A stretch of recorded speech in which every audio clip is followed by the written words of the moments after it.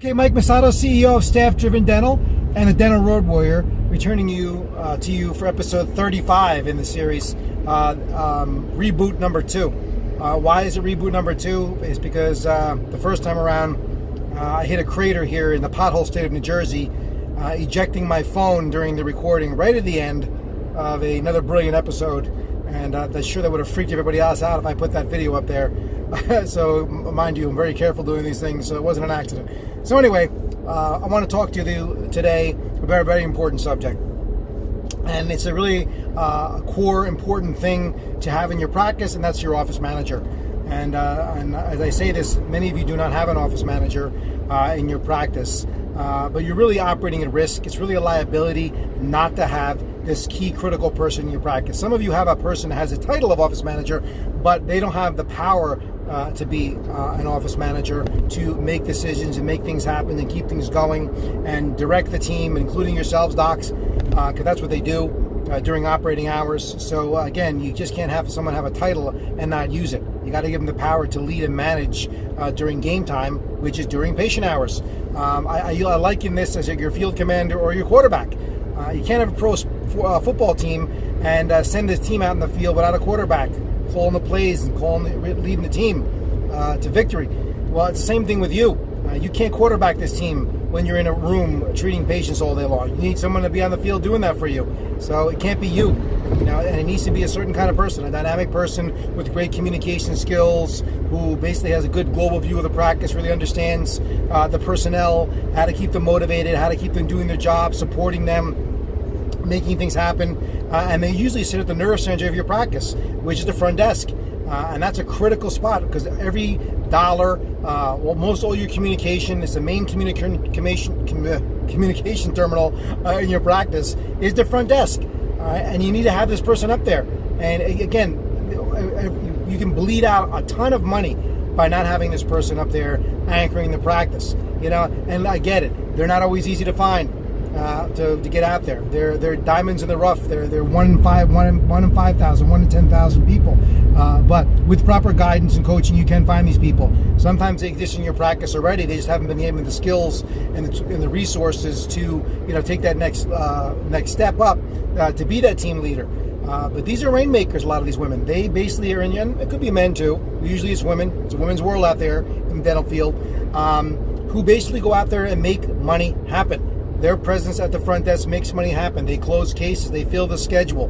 They handle upsets and problems. They're dealing with, breakdowns from different areas throughout the course. They keep things flowing and moving. They're helping you hit goals. They have your back. And look, these are not people that you have up there. They shouldn't be there to run your errands, get your dry cleaning, get your lunch, do things like that.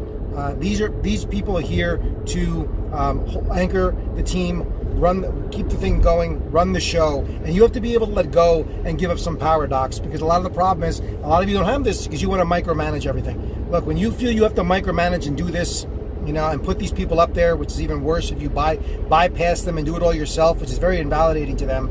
All right, you're admitting you don't have control of your practice, that it can't, succeed outside of just you. This is not, you can't just be a one-man show or a one-woman show. You have a very finite ceiling for growth when you have your practice set up like this, when you and everything has to flow through every decision, every action during the course of the day, and your hands are in everything. It's not productive, and I can tell any staff listening to this video right now will admit it, that it's when the doctor's involved in everything other than what they're expert at, which is taking care of patients, this is where problems arise in the practice, and we're not as effective. You think you do it better, but I can tell you, most of these office managers type people that are on post and learn this job and are doing it every day, or do it better than you. Whether it comes to money, whether it comes to scheduling, whether it comes to dealing with insurance companies or staff or patient upsets, let them do that. All right. So you need to have this kind of person. You're again operating at risk and liability, and really preventing yourself from having growth by not having this person. And look, I know, they cost so much money. How much money am I going to pay for this kind of person? You have to go think of it the other way. How much money are you losing every day by not having this person up there? How much money is the practice bleeding out or not making potentially because you don't have this person guiding and leading the team every day? It's tens of thousands of dollars potentially in some offices per month. I have some managers that work in offices. They're responsible for 6 figures of income every month for the doctor's practice. $100,000 plus or more. All right, that's what these people are capable of with the right support. And given the empowerment to basically go out there, and run the show, make policy and enforce policy in the practice with your blessing, to make decisions on a day-to-day basis. And they're not always right. You have to giving some of this power up. You make mistakes too, Doc. You do, all right? And these women might do that too, but they're never going to learn. But when they're out there and they're doing this every day, and they're learning by their mistakes, and they're getting better and better, all right? And they got your back, and they're looking out for the practice. That's a great feeling. Now you're not all by yourself doing this all day long and hoping it's all going to come out and we're going to hit goals and the practice is going to get better, okay? And again, this person usually needs support as well too. From the team. You just can't have it be all on her. The opposite is we have these people and then we dump the entire practice on her back. And that's not fair either. There's a happy medium in here. All right. So again, this person is, again, a leader and an executive in the practice. An executive is someone that gets things done. That's what they do. They're there to get things done for you over the course of the day.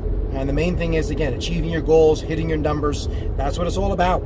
Right. So again, I don't know the reluctance, what it is, to get a manager, and it's kind of strange how most of us come upon these people and have these people. Usually, it's someone at the front desk. Let's call her Tina. And Tina's been there for a while, and one day Doc walks up to the front desk and says, "Tina, you've been here for the longest. You put up with the most crap. You're the office manager." I just did my blessing there. That's a blessing. All right, and they're off. You're supposed to be office manager. That's the extent of the training. Now, I know there is no such thing as office managers training school. It doesn't exist. Usually it's called the school of hard knocks, that these women have succeeded and got to this point in their life. I give them a lot of credit for that, to get to that point. They kind of figure it all out on their own, figure you out, Doc, without much guidance and setting expectations and of what you want to have happen with the practice. And somehow, most of these women make it, which is amazing. Right? If you just give them, again, the resources in terms of your time and attention and guidance and apprenticeship and maybe some additional training, amazing things can happen. All of my most successful practices, and I'm talking the ones that make a lot of money, okay, have this key person, this office manager at the front desk, the quarterbacking of the team, right? And overseeing the operation during the day. Like you're the CEO, you're the owner of the business, right? But during operating hours, it flips. They're in charge. They're directing, keeping you moving, and because they have, again, a global vision of what's going on in the practice. They're keeping things on track throughout the course of the day, and making it happen. And we got to be okay with that, right? Because the more you're free of that, you spend a lot of money on team. And overall, salaries for staff is highest cost you got every month, right? So if that's the case, right, let them succeed for you. Let them do their job. You give them the money, let them do it. Right? So, get the most out of them. And this person is there to make sure she gets the most out of your team as well, too. Not just what she can generate, but also getting the most out of your team. And a great office manager will basically get the best out of your team. They contribute to others. They bring them up. They bring their game up. They're not islands to themselves and say, they're not full of ego when it's all about them and they got it all covered. They're going to have it. They got it all handled, and even bypassing you, Doc. I've seen that happen. Okay. It's a happy medium, but you need somebody it's going to be in there and again make your team better, your practice better. They're representing you. You're your right-handed person throughout the course of the day. There's your PR person, your communication director. They have a lot of roles over the course of the day, right? But again, these people are out there. They have the skill set. You have to know how to attract them and find them. If you don't have one that exists in your practice already, we can give you guidance on how to find them and where to look for them. Right? And they know what believe me, they know their value. Trust me, they will know their value coming in. So they ain't going to be cheap. But as I said before, if you think about it, look at your hygienists, for example. Hygienists aren't cheap either. Then the great ones that just don't come in and scrape teeth and send people on their way after a half an hour. The great ones are there and they're filling your chair with your schedule with work all day long. Because they're co-diagnosing and they're educating and they have great communication skills, and a high standard of care like you do. There's a value for that. You can pay a hygienist, $40 an hour, or you can pay some in the 50s or higher, and again, you don't mind paying that money. It's all about return on investment. All right. Well, the same thing goes to managers. If you put someone at the front desk and you want to pay $18, $20 an hour, in most places in America, at your front desk, you get what you pay for. All right. If you want a mature person that's got a lot of years of dental experience and years in the trenches at the front desk, right?